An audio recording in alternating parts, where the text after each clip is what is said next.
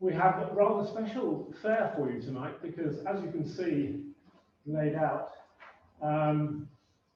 we have some sample marmalade from Dalemain, and as a special bonus, Chestnut House have lent us some gin, marmalade gin, which is a product hot off the shelf, and I've just managed to get some tasting glasses. So if anyone wants after the event to taste some of their brand new marmalade gin, I'm afraid I didn't succeed in getting a stock, so you can leave your name if you want, and you can contact them or just pop into the shop down the road.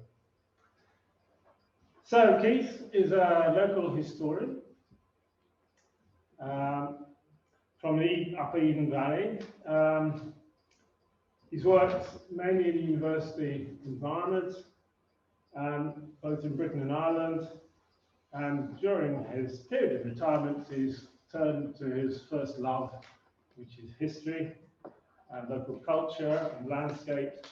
And he lives in a little village called Ashby, near Appleby in Westmoreland, where he's delved into the local history and produced a whole range of different publications during the time he's been living there. So he's very familiar to the sort of people that we like to see, who celebrate and wonder at their local heritage. Today he's going to focus on the changes which have taken place in Dalemain over the centuries, and will end with its latest reincarnation as the Marmalade Manor, capital of the world.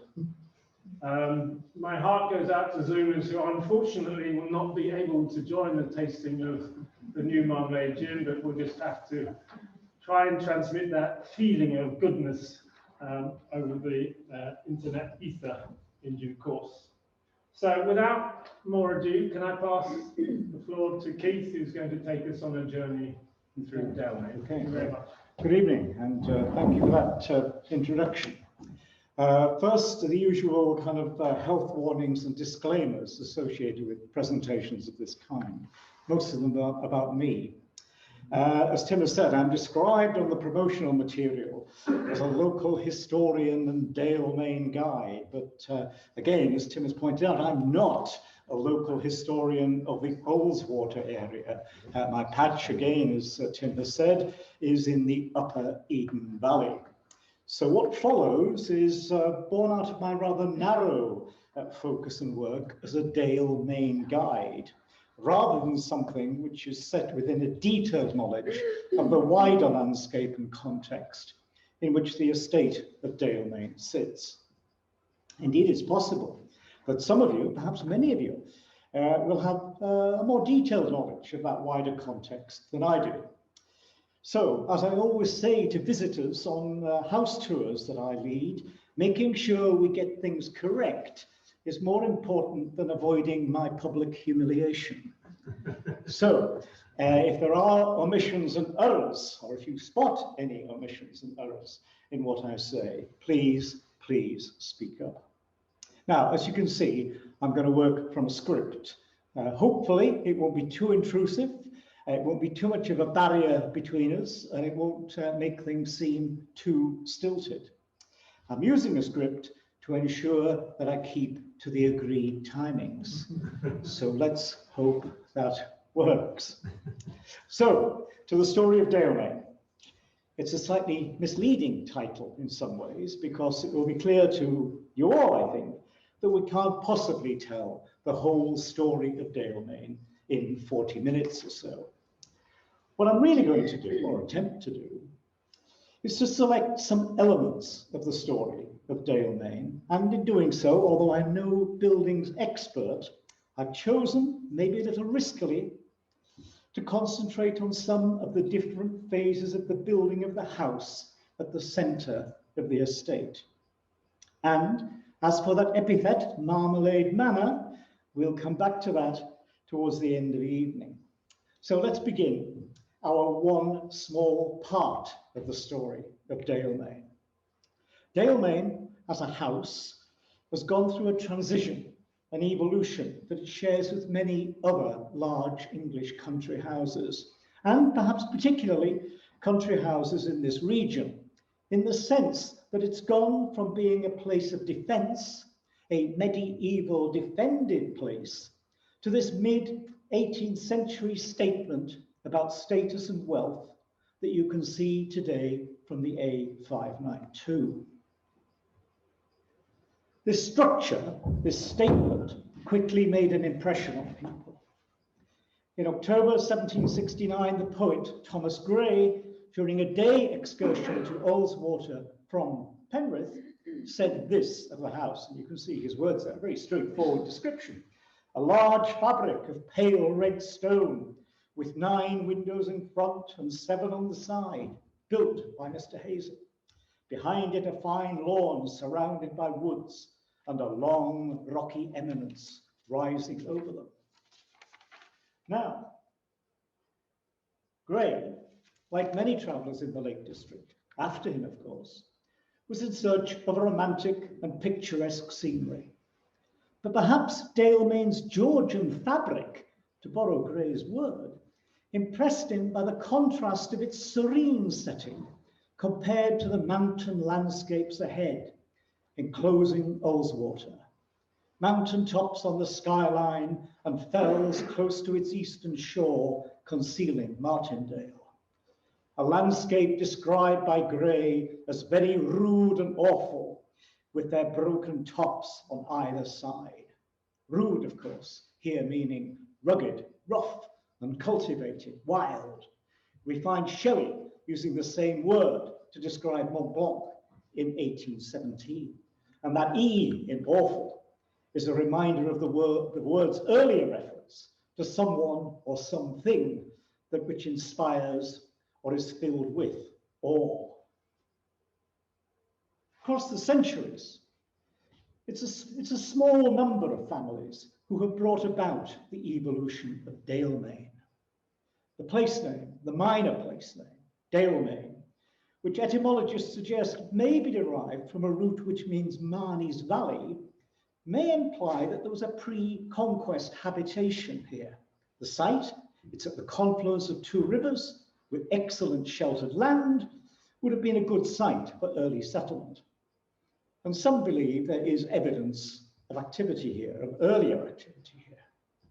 However, the first record of a family living at a place called Dalemain is that of the de Morvilles, who were probably given Dalemain and other estates in what was to become Cumberland in 1157 and in what was to become Westmoreland in 1226, soon after William Rufus in 1092 conquered the so-called lands of Carlisle, nearly 30 years after the Battle of Hastings.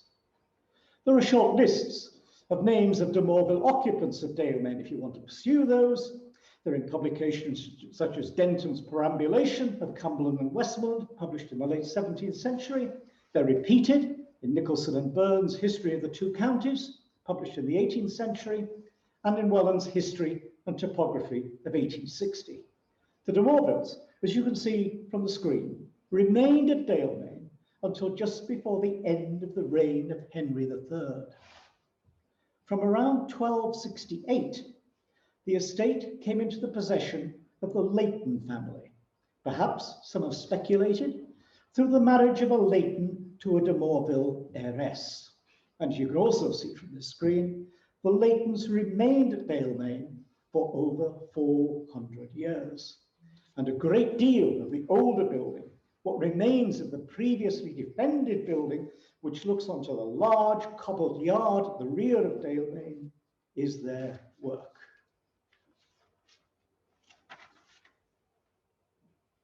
Now, before we take a couple of glimpses of what remains of that defended structure, let's get our bearings from a floor plan of it, drawn by John Robinson, made after a visit to Dalemain in 1987, and published in the Medieval Fortified Buildings of Cumbria. The title is on the slide here.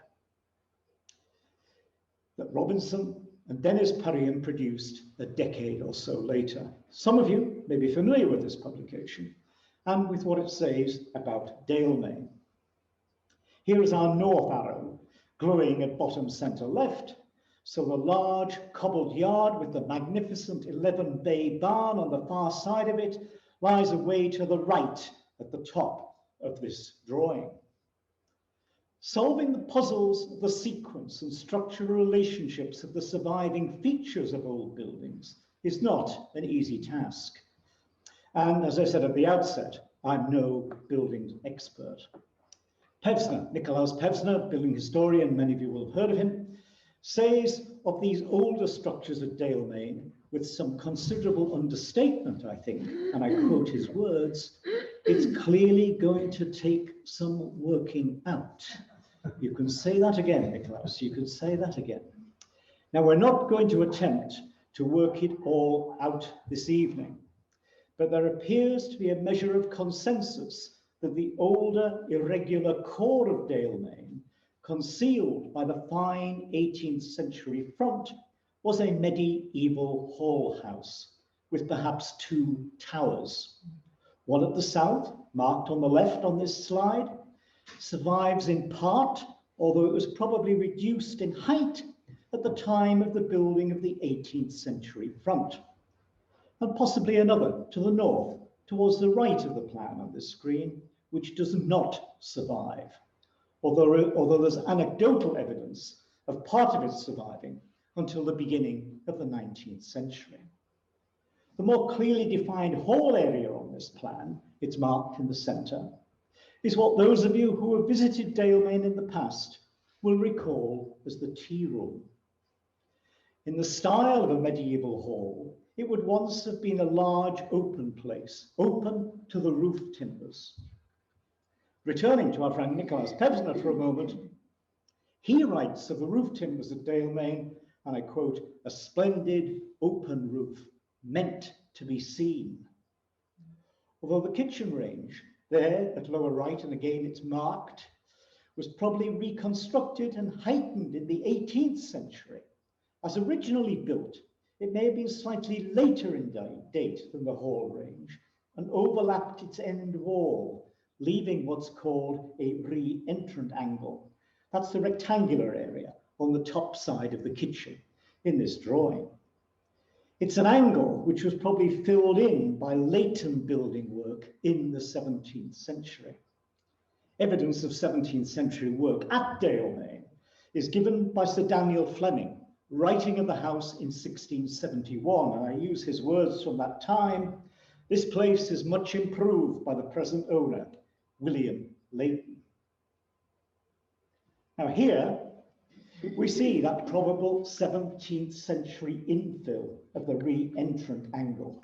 I've marked it in white font at the bottom of that bottom image. It's got the hall range to the right of it. And if you look very carefully, you may be able to see a straight line of quoins running vertically down the wall face, just to the left of the open door, marking the end of the medieval hall range. And again, I've marked them with a couple of arrows and the font in white there saying straight joints. To the left of this infilled area is the beginning of the reconstructed kitchen area with the tall chimney stack above it.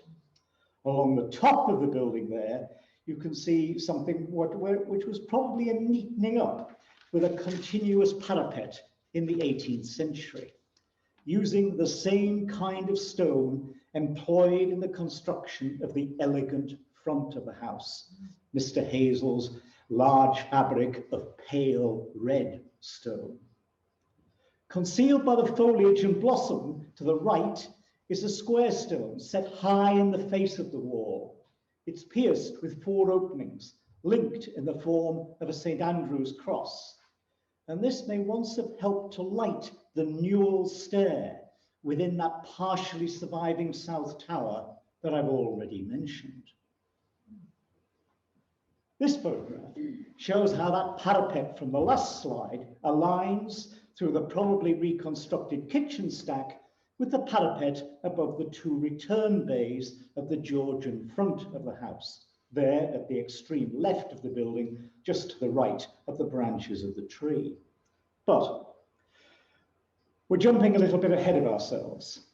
As we're beginning to edge forward across the years, let's go back to our cast list of families. The last male Leighton of Dalemain, William Leighton, he's the man Daniel Fleming was writing about in 1671, a couple of slides ago, died in 1675, leaving 5 daughters, some say 6, but no sons. And here I'm going to draw on the words of Arthur Oswald, who wrote a series of articles about Dalemain for Country Life magazine in the early 1950s. Oswald wrote, "Dalemain was left to William Leighton's widow for life, with the provision that after her death, it should be sold to anyone who within 3 years of his death should happen to marry one of his unmarried daughters." Now, there were no takers. And as the 3 years had elapsed, Mrs. Leighton, as a residuary legatee, still alive in 1680, sold Dalemain to an Edward Hazel. Now, a number of diaries kept by this Edward Hazel survive at Dalemain, and we can read in them entries about changes he was soon beginning to make to the house. There's one of them on the slide here. We're in a courtyard between the 18th century house to our right and the south elevation of the medieval hall range. That's what we're looking at. As you can read in that diary entry, made on the 27th of July, 1685, Edward declares, "I this day had my hall door pulled down and began to set up a new one, hewn with freestone I had from Little Stainton." That's the quarry, of course, which is quite close to Dalemain. My thanks to George Hazel McCosh for this photograph. For my words, I'm still leaning heavily on Arthur Oswald and Country Life. Oswald continues, "There that new door still stands, in the wall of the medieval hall, with its collection moulded surround and cornice. But the sashed windows in this wall, the sashed windows looking into the courtyard, and as an aside from me, some of the stonework of this wall too, I think, they date, of course, from the time when the Georgian part of the house was built. The hall door that was being pulled down was probably part of a cross-passage arrangement in the medieval hall range, a cross-passage arrangement positioned to the right of this 1685 doorway, near one of the window openings that you can see, and perhaps the one nearest to the door. Now, entering by this 1685 doorway is not part of today's house tours, but let's exercise a little presentational license and pass through it.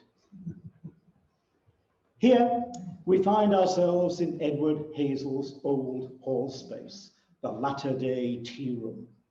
There will be those of you who will instantly recognize the massive cross timbers and joists, and beneath our feet, the paved floor, which an Edward Hazel diary entry tells us had been new flagged with diamond flags. He's talking about the shape, not the material, on May the 21st, 1686. The floor above, supported by the massive timbers above our heads, would have probably been first constructed by the Leightons, perhaps somewhere between the 15th and the 16th century, to divide horizontally the hall space that would previously have been open to those roof timbers that were, if you remember, meant to be seen.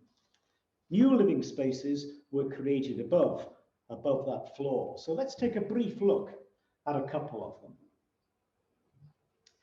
We've come upstairs by way of that stone newel stair I mentioned a few moments ago, within what was almost certainly the south tower of the medieval hall. A south wall to that tower, which, although it's no longer an external wall because of 18th century work which has been placed in front of it, is 4 feet 6 inches thick. So you get some idea of the robustness of what was once the defensive structure. Now, We're in the fretwork room, so called because it has an Elizabethan plaster fretwork ceiling. Its geometrical pattern, which you can see at the top of the image on this slide, is decorated with Tudor roses, with fleur-de-lis, and with bunches of acorns. Plaster fretwork ceilings of this kind probably came into being to reflect more light into rooms. There's yet another 18th century sashed window that's been inserted into the wall of this room. It's just to the left of one of the two Harris globes at the left edge of the image. But once, of course, the room would have had a much smaller mullioned window, admitting less light. And this oak-panelled living space is yet another, which is mentioned in Edward Hazel's diaries. I put his words on the slide from March the 20th, 1686. I had ye dormant raised in ye fretwork chamber, being a new flooring ye chamber. Now, a dormant is a fixed horizontal beam, or it could refer to part of a doorway. But the reference to the floor here suggests that what Hazel was doing was raising the floor level, perhaps, who knows, to give greater height to the room below. On to another room, known as the oak room, because there's lots more oak panelling. And here, on the far side of this room, to the right of the bed, where the chest of drawers stands, if you can see that, we would be immediately above 3 stone corbels that are visible in the medieval hall oblique stroke tea room below the room we looked at a couple of minutes ago. They're about 18 inches below the level of the floor we're now standing on in this room. They're purposeless now, but in a hall open to the roof timbers, if you remember, they might have supported a little gallery running the full width of the medieval hall range, the full width of what is now this room that was created out of that previously open hall space. Finally, on our selective tour of the older structure, we descend a staircase. We've come from the oak room. It's along a short passage on the right at the top of the staircase. We can see here. I hope I haven't disorientated you by this change of direction. We're at the northern end of the medieval hall range, and we're passing the solar, which is entered through the lower door on the right. I've marked that.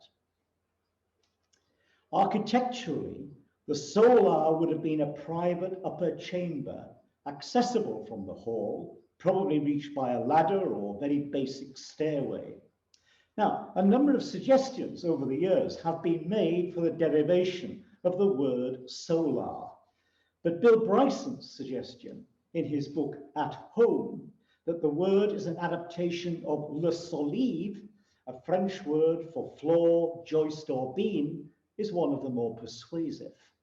Bryson argues that solars were simply rooms perched on joists. As you can see from the Edward Hazel diary entry on the slide, in the spring of 1685, there were plans for a new staircase. I believe that this was that new staircase, perhaps being constructed for a particular purpose. In her will, Lady Anne Clifford, as many of you will know, of castles at Skipton, Malastang, Brough, Appleby, and Broome, who had been Edward Hazel's one-time employer, we'll come back to that relationship a little later on, she had left him the bed in which she had died at Broome Castle in 1676. That bed is still at Dalemain in a private area of the house. When that bed came into Edward's possession, obviously in the 17th century, there would have been only 2 or 3 rooms in the older part of the house then standing, which might have been high enough to accommodate this ornate bed with its very tall canopy. A question mark hangs over one of these rooms, and possibly 2 of them. In this slide, a large question mark hangs upon the room entered by the door at the top of the staircase.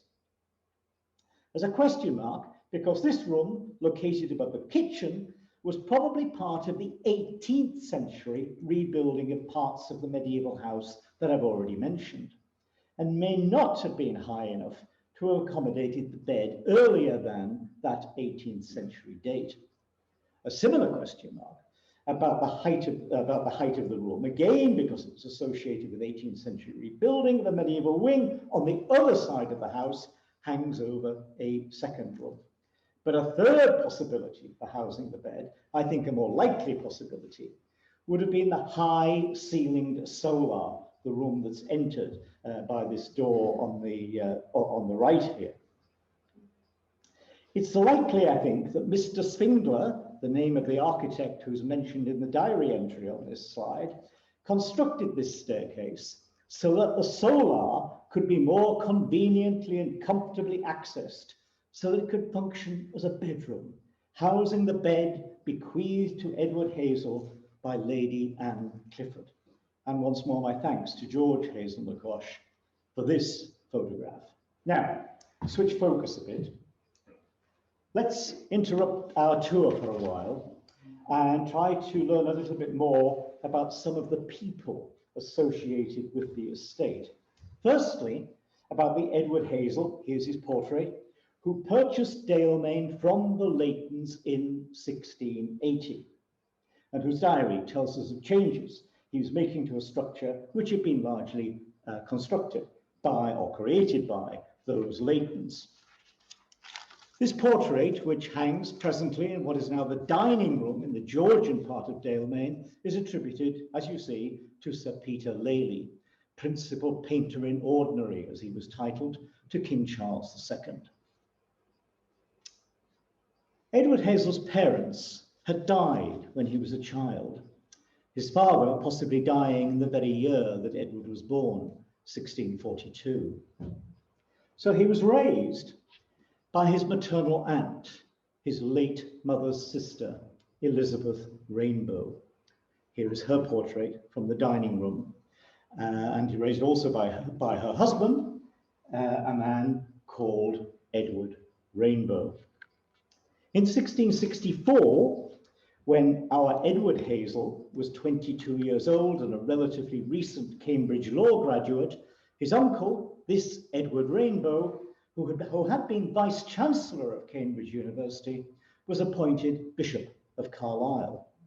Thus, Edward Hazel travelled north with his uncle and his aunt to take up residence at Rose Castle in Dalston, near Carlisle, which, as many of you will know, was, until quite recently really, the official residence of the bishops of Carlisle. By 1688, perhaps on the recommendation of his uncle Edward Rainbow, Edward Hazel had begun to work for the woman whose portrait this is. You've already heard her name, Lady Anne Clifford. I'm assuming, I hope correctly, that I don't need to say very much more about the regional importance of Lady Anne Clifford and her estates. This portrait of her hangs in the fretwork room at Dalemain, a room, of course, that we've already visited. Bishop Rainbow, Hazel's uncle, was close to Lady Anne, and he was to preach the sermon at her funeral in 1676. It is this closeness which has led people to speculate that it may have been as a result of Bishop Rainbow's recommendation of his nephew to Lady Anne that Edward Hazel came into her employment. Whatever the reason for his appointment, it's very clear from documents of the time that Hazel was a very important figure in the Clifford household and in the management of the Clifford estates. He is said to have acted as Lady Anne's steward, but in her will he's described as, and I take the words from that will, my secretary and one of my chief officers. In that same will, Lady Anne also left Edward Hazel a legacy of £320. Although it's difficult to calculate these things accurately, and some of you may be able to correct me, this is estimated to be the equivalent of perhaps £1 million today, or even a little more. In 1679, 3 years after Lady Anne Clifford's death, Hazel, we're back to his portrait again, married a wealthy widow, Jane Kirkbride. And not long afterwards, negotiations for the purchase of Dalemain began. Presumably, it was a combination of Lady Anne's bequest and his new wife's wealth which enabled Edward Hazel to purchase Dalemain. Jane Kirkbride was very much older than her husband, and there were no children from this marriage. But within a year of Jane's death in 1695, Edward Hazel married again.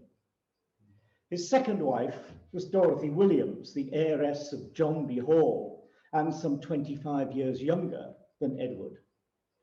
George Hazel McCosh kindly provided this photograph of her portrait. Edward and Dorothy had children, 3 sons. Williams, taking his mother's surname as a forename, John and Edward. Williams and John both died as teenagers while students at Oxford University. But the middle son,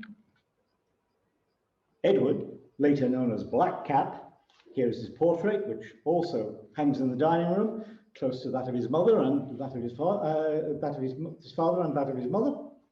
He lived into adulthood. It was he, perhaps assisted by the energy and drive of his mother, the former Dorothy Williams, who outlived his father by many years, who was responsible for the construction of the Dalemain of the middle years of the 18th century. It is his initials, E.H., which stand below the triangular pediment of the door case of that building. That door case is, of course, visible on this slide. The precise years of construction of this part of the house are not known, although there is a roof timber bearing the date 1746. Nor is the name of the architect known, although Pevsner offers the opinion that it may have been designed by Edward Hazel, by Blackcap himself. And Pevsner also offers his opinion on the visual impact of this structure. It depends, he says, for its effect on proportion and on the beautiful pink Stainton ashlar, superbly cut and laid. Looking at the house from the Dacre Beck side, we can still see the 9 bays of the front that we looked at on the last slide.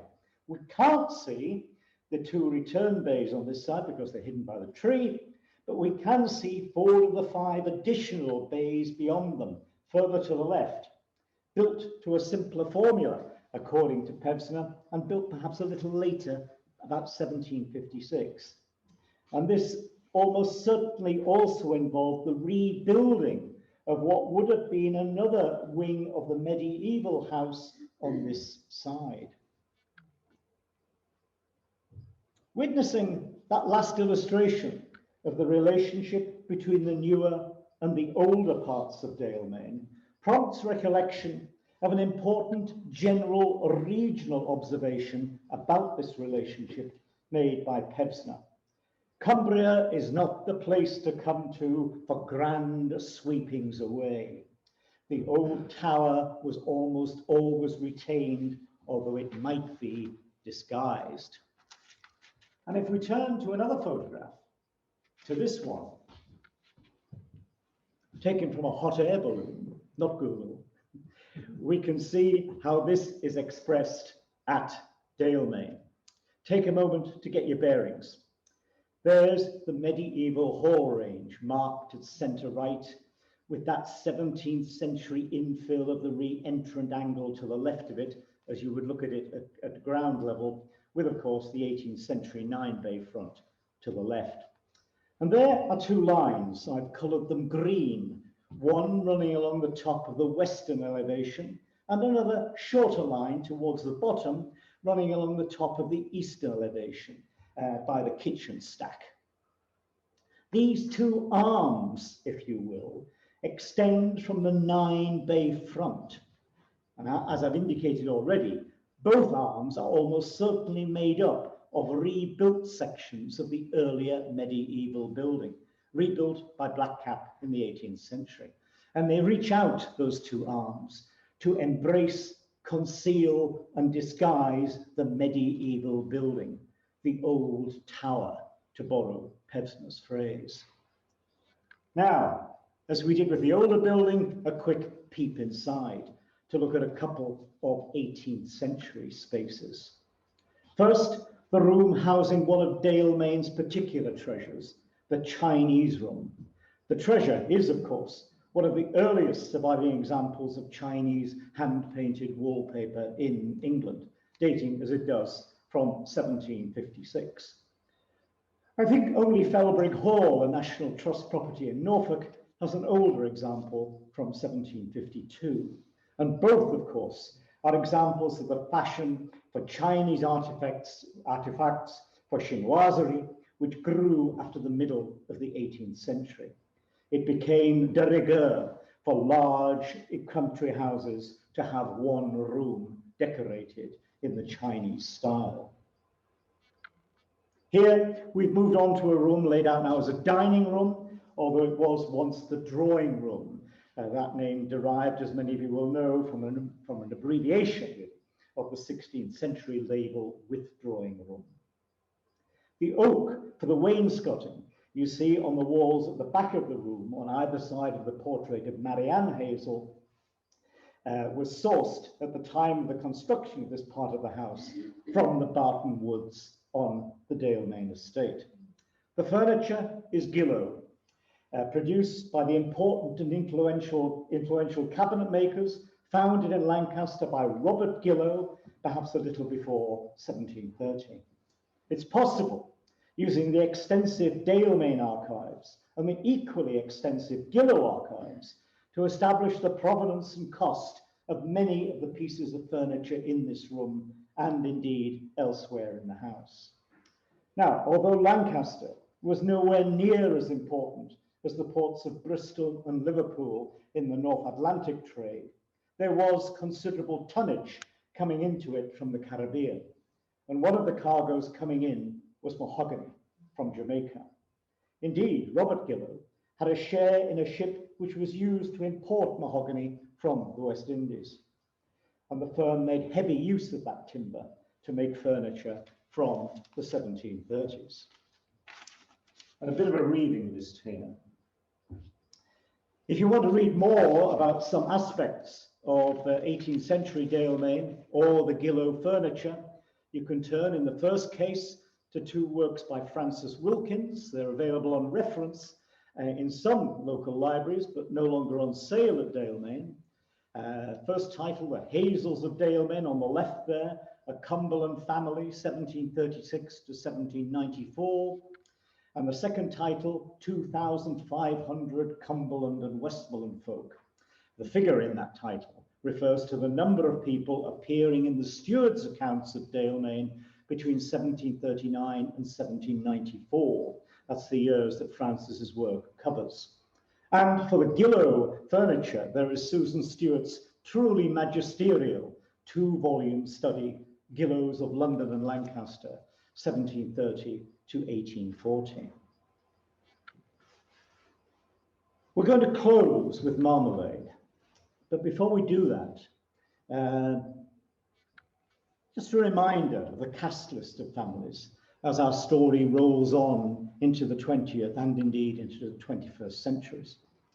We're doing this to establish an important link for the Marmalade story, but more of that in just a moment. Like the Leightons before them, the Hazels had no male heirs in the middle of the 20th century. And the elder of two daughters, Sylvia Mary, married a Scottish man called Bryce McCosh. Subsequently, their son Robert and his wife Jane, in their marriage, took the name Hazel McCosh to maintain a link between the Hazel name and the estate. Sylvia Mary inherited Dalemain after the death of Major Edward Hazel in 1972. But Dalemain today is the home of her son, Robert Hazel McCosh, his wife, Jane, and their family.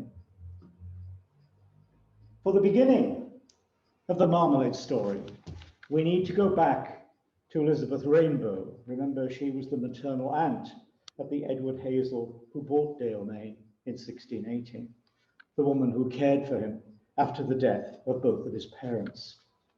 Now, as well as Edward Hazel's diaries from the 17th century surviving at Dalemain, I've mentioned those several times, so do Elizabeth Rainbow's recipe books, dating from the 20 years when she was the wife of the Bishop of Carlisle, living at Rose Castle from 1664 to 1684. And here's a page from one of them, which sets out instructions to make marmalade of oranges. An E in oranges here rather than an A, but a range of vowels fitted the bill in various 17th century spellings of the word. Elizabeth's husband, Edward Rainbow, Bishop Rainbow, you remember, died on March the 26th, 1684. And I'll read to you Edward Hazel's diary record of his uncle's death. It took place at 11 of the clock the night, being in his 76th year and on his 20th year Bishop of Carlisle. And exactly 3 weeks later, Edward Hazel made this related entry here on the slide. On April the 16th, 1684, a day I like to think of as the day that Marmalade came to Dalemain, Edward wrote of how my Aunt Rainbow and Sister Bendish went this afternoon from Rose Castle to Dalemain to live with me. Surely, on that journey, somewhere amongst all the belongings that would have accompanied her, Aunt Rainbow would have carried to Dalemain her recipe book, containing its instruction for making marmalade of oranges. But why? Well, over 300 years later, is marmalade such an important ingredient in the 21st century story of Dalemain?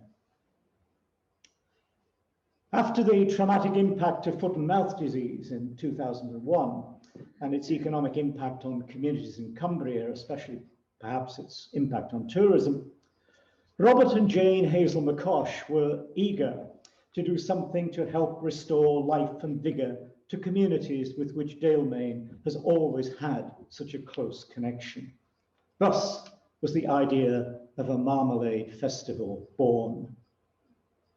It grew partly out of Jane's awareness of the contents of Elizabeth Rainbow's recipe books, but also, and here's the thing, an awareness heightened because Jane Hazel McCosh, herself the daughter of a Bishop of Carlisle, Bishop Halsey, had moved within those same spaces of Rose Castle, once inhabited 300 years before by Elizabeth Rainbow.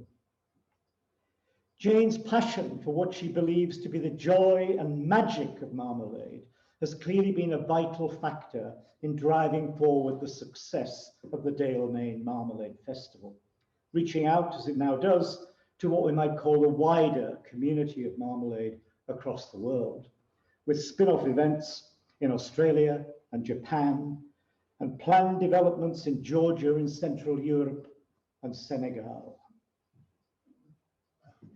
But the final vital factor may turn out to be a new enthusiasm in the general public, created by the dedication of this little chap, and indeed what we now know to have been the equal, albeit covert, dedication of his late regal co-star, to the delights, nay, to the almost sacred qualities of the humble marmalade sandwich, just edging into shot at the lower side of this frame. Yes, the vital factor, the final vital factor, may turn out to be a Paddington and Palace generated public enthusiasm that carries Dalemain forward to its ultimate literal transition into becoming, as it already has in this image, Marmalade Manor. Thank you for listening. And I end with a shameless, utterly shameless plug. Don't forget to book your Christmas lunch in that medieval hall space we've just visited, where you'll be able to walk upon those diamond flags from 1686 and begin your own attempts to solve the puzzles of the building. Christmas lunch is available from Sunday to Thursday during each of the weeks within the dates on this screen, but full details, as ever, as they say, are on the Dalemain website. Thank you once again for listening.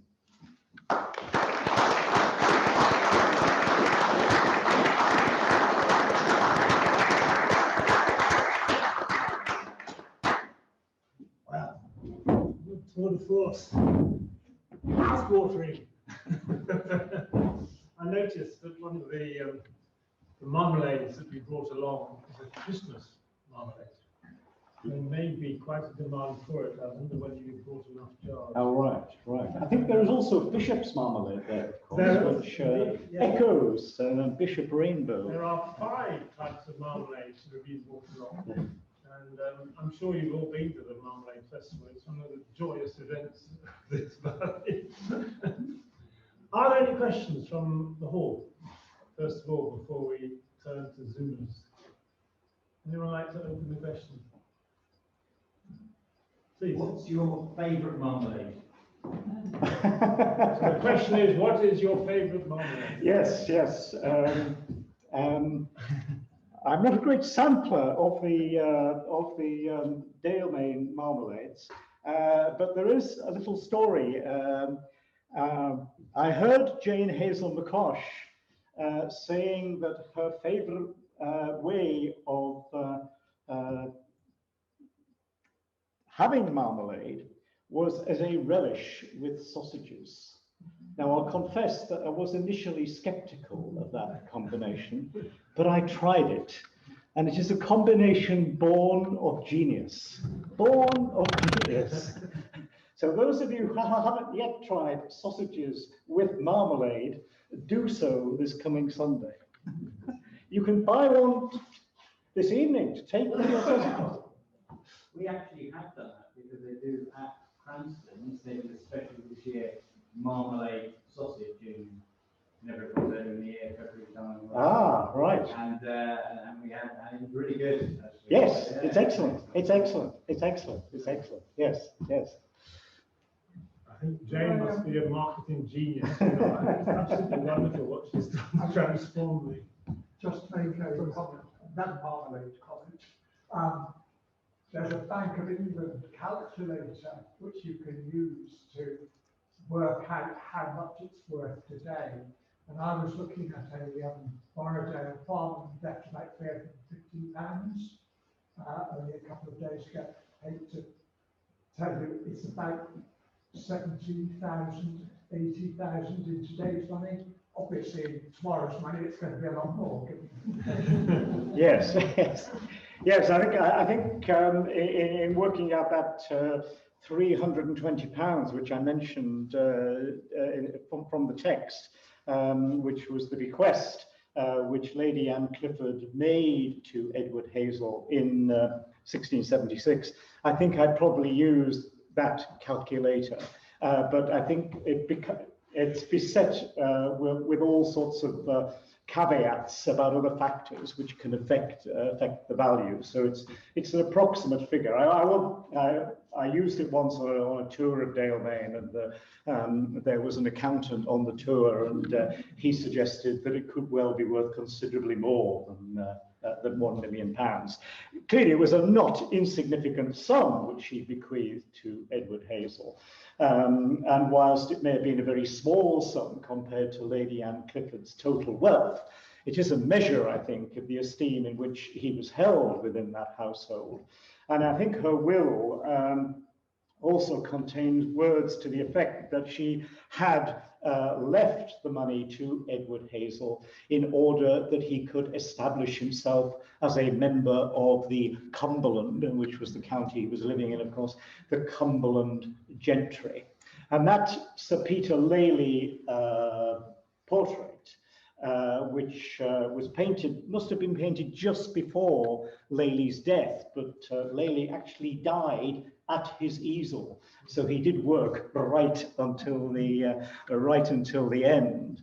And whilst Brian Sewell, the art critic, is somewhat dismissive of Lely's later works, I think it's possible that that portrait, he went to London, of course, to have that painted along with his wife, Jane Kirkbride, his first wife. And I think that was probably a statement portrait. I think people visiting the old house at Dalemain with that portrait hanging on the wall would have recognized it as a Lely. They would have known the trouble he'd gone to, the cost involved, perhaps the influence he had in order to get Lely to paint that portrait in the first place. And I think that really is a statement that I have now achieved the ambition of Lady Anne Clifford's will. I am now a member of the Cumberland gentry. Can I just go back to the Marmalade question? We can. I've been many times to the festival and love it, and I'm always curious how Jane decided to make special competitions for octogenarians or campanologists, or, you know, there's a whole range of different people, and I just wonder whether there's she has a competition or for new names, or whether basically all these different curious groups basically been finalized, or whether she would be open to suggestions. Oh, I'm not involved in the marketing of Dalemain, despite the closing remarks this evening. I'm not involved in the marketing of Dalemain, so I don't really know how those things were achieved. But I think if you have new suggestions, I'm sure ears will be open to receiving those suggestions. I'm just curious to know how they emerged, why you would choose campanologists, for example. Dalemain was well, perhaps there's an active. There must be a very good reason. Perhaps there's an active campanologist amongst the guides. I don't know. Any questions on the Zoom? No.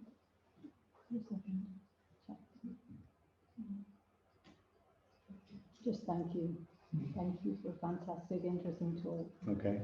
There is, of course, a fantastic garden at Dalemain. Yes. And maybe next year we'll try and program a visit to the garden. We've done that before at Loudon, and I think it'd be good to try it next year. Yes, I think the Dalemain gardening days. I only understand that from conversations I've had. Have been very successful. The numbers coming for those combined kind of lecturing and garden days have been very successful. Yep.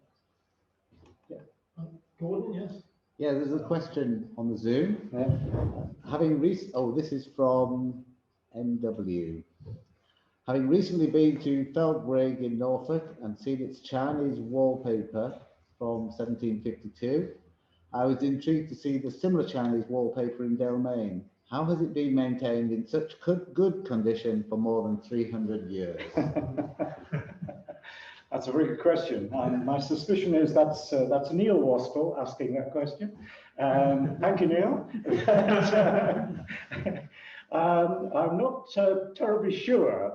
Partly, of course, it's been achieved in recent years by reducing the light coming into the room.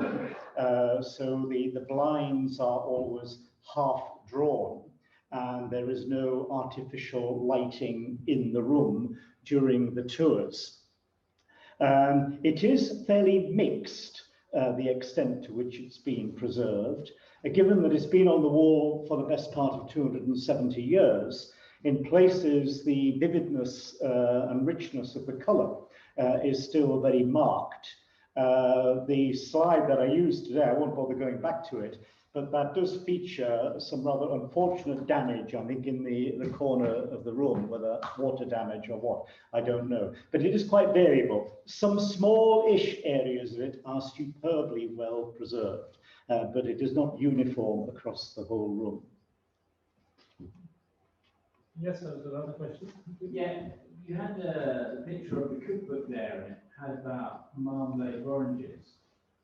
Did it have like a number of different recipes, or was it just the one recipe? And I mean, in terms of, and are any of the other recipes that have been those books been sort of Right, I'm not going to bluff on this one. I just don't know. I haven't looked through. I haven't looked in that kind of detail. My understanding is that at that time in the 17th century, marmalade was also made using quinces. But that is actually using oranges. It's not using quinces, it's using oranges. But I'm not going to bluff in response to that. I just don't know is the answer to that. I just don't know enough about that recipe. You seem to like really enjoy sort of speaking about the sort of tea room hall. Is that your sort of favourite part of the building, or is there a particular part of the building or the building's history which fascinates you most? Oh, well, I think I'm not. I need to repeat the question. The question is that I concentrate quite a lot on the sort of tea room, the medieval area of the house. Is that my favourite area of the house? And if not, do I have a favourite area? I think what I'm intrigued by is the way in which space is changed and altered and repurposed. It's that sequencing and that change of purpose and change of structure, which I think fascinates me, rather than having one particular area of the house that I like. I think, which is probably the emphasis that I've given this evening, which some of you, which I fully understand, may have found a bit tedious, that I do tend to be intrigued by the way in which buildings are changed and repurposed across the centuries. So it's the process of change I'm interested in, rather than individual spaces within the house. With that process of change, I just noticed that you had a picture of the upstairs room, which I personally haven't seen, where you have the sort of ceiling of the sort of Tudor of the rose and the pillars, and so I just noticed that the bed was at a very strange angle. I wonder whether the wall was at a irregular curve there, or why the bed wasn't, or didn't appear flush with the wall. It's not flush with the wall, and the honest answer is I don't know why it's particularly placed at that angle. Maybe so that it's easier to read the Latin inscription at the end of the bed, which is roughly translated is that sleep sweetly lifts care. That may be the reason why it's at that angle. I'm not at all sure that there's another reason for that. Any more questions online or otherwise?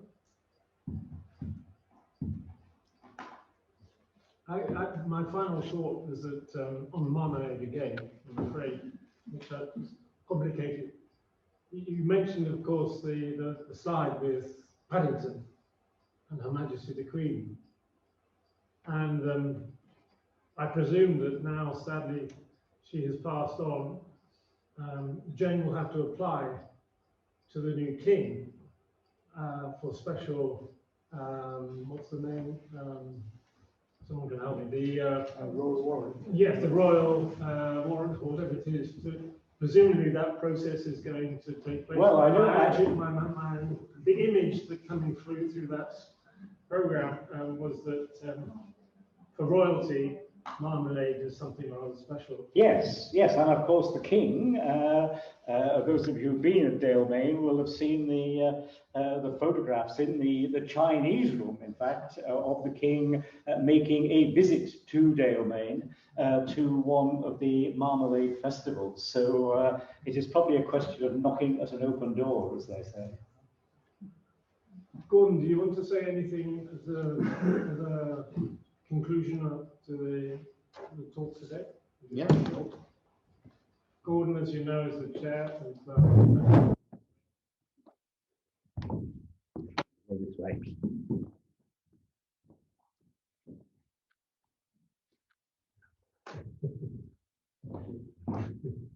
I turn that off because I get started otherwise. If I don't stand here, we'll be off shot. So I could just ask you just to step into shot for the vote of thanks. It's, I think we'll all agree, it's been a really fascinating talk this evening. I've known Dalemain all my life, from a time of a toddler, driving from Watermiller to Penrith on very regular occasions.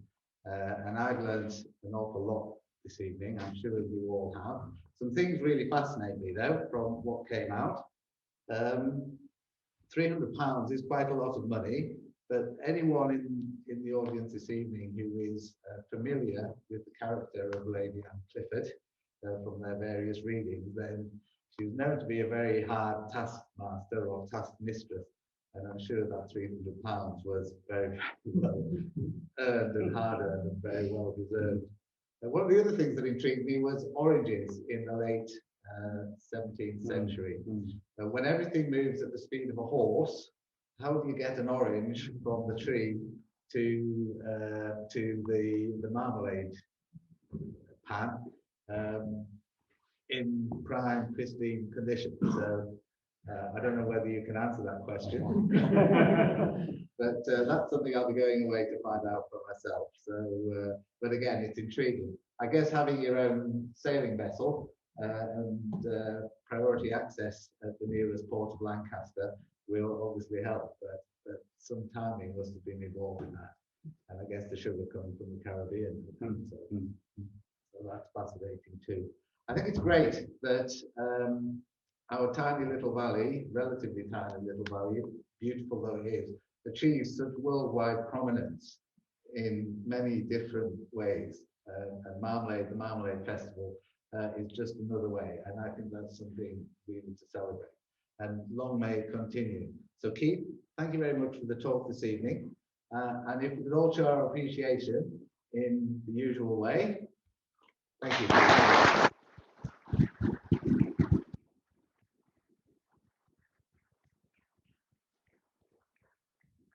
There's one other thanks that I really have to do this evening, and that's to Tim and to Anne.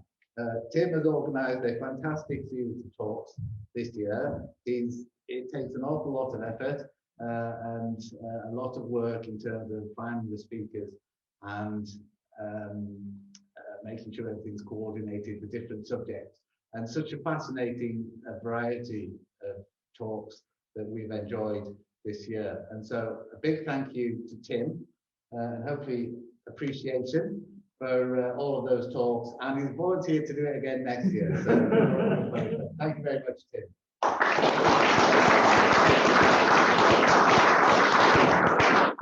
The man who has been doing all of the technicals as well for each of the talks, and perhaps not so important for people in actually here this evening, but for all of the many people that enjoy it on Zoom, then without Anne, it wouldn't happen. So thank you very much, Anne, for all of the work that you do on that.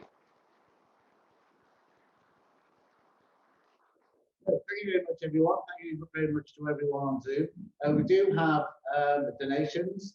There's a wee pot in the corner there for people here in Bridge, and on Zoom, then there's the People's Fundraising page. So if you have enjoyed this evening and you wish to donate, that will be very grateful to receive. We do ask the speaker, 50% go to Friends of the Old Waterway for our good works, and 50% to a charity of the speaker's choice, which is Hospice at Home. So thank you very much. Because that's what the focus of the Marmalade Festival is, of course. Great. Thank you very much, Keith, and thank you, everyone.